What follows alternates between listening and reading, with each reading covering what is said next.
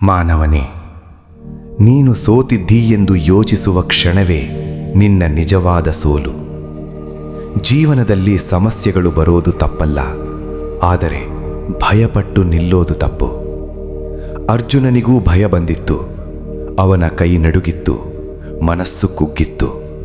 ಆದರೆ ನಾನು ಅವನಿಗೆ ಒಂದೇ ಮಾತು ಹೇಳಿದೆ: ನಿನ್ನ ಕರ್ತವ್ಯ ಮಾಡು, ಫಲದ ಬಗ್ಗೆ ಯೋಚಿಸಬೇಡ. ಇಂದು ನಿನ್ನ ಜೀವನದಲ್ಲೂ ಹಲವರು ನಿನ್ನನ್ನು ಕೆಳಗೆಳೆಯಲು ಪ್ರಯತ್ನಿಸುತ್ತಾರೆ.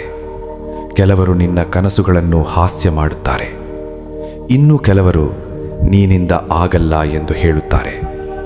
ಆದರೆ ನೆನಪಿಟ್ಟುಕೋ, ಹಾರೋ ಗಾಳಿಪಟ ಗಾಳಿಗೆ ವಿರುದ್ಧವಾಗಿಯೇ ಹಾರುತ್ತದೆ, ಗಾಳಿಯ ಜೊತೆಯಲ್ಲ. ಕತ್ತಲೆ ಇಲ್ಲದೆ ಬೆಳಕಿನ ಬೆಲೆ ಗೊತ್ತಾಗುವುದಿಲ್ಲ, ದುಃಖ ಇಲ್ಲದೆ ಸಂತೋಷದ ಅರ್ಥ ತಿಳಿಯುವುದಿಲ್ಲ. ಆದ್ದರಿಂದ ಸಮಸ್ಯೆ ಬಂದಾಗ ಓಡಬೇಡ, ನಿಂತು ಎದುರಿಸು. ಯಾಕೆಂದರೆ ನಿನ್ನೊಳಗಿನ ಶಕ್ತಿ ನಿನಗೆ ಗೊತ್ತಿಲ್ಲ. ನೀನು ಸಾಮಾನ್ಯ ವ್ಯಕ್ತಿಯಲ್ಲ, ನಿನ್ನೊಳಗೆ ಅನಂತ ಶಕ್ತಿ ಇದೆ. ಮನಸ್ಸು ಶಾಂತವಾಗಿದ್ದರೆ ಯುದ್ಧದ ಮಧ್ಯೆಯೂ ಗೆಲ್ಲಬಹುದು.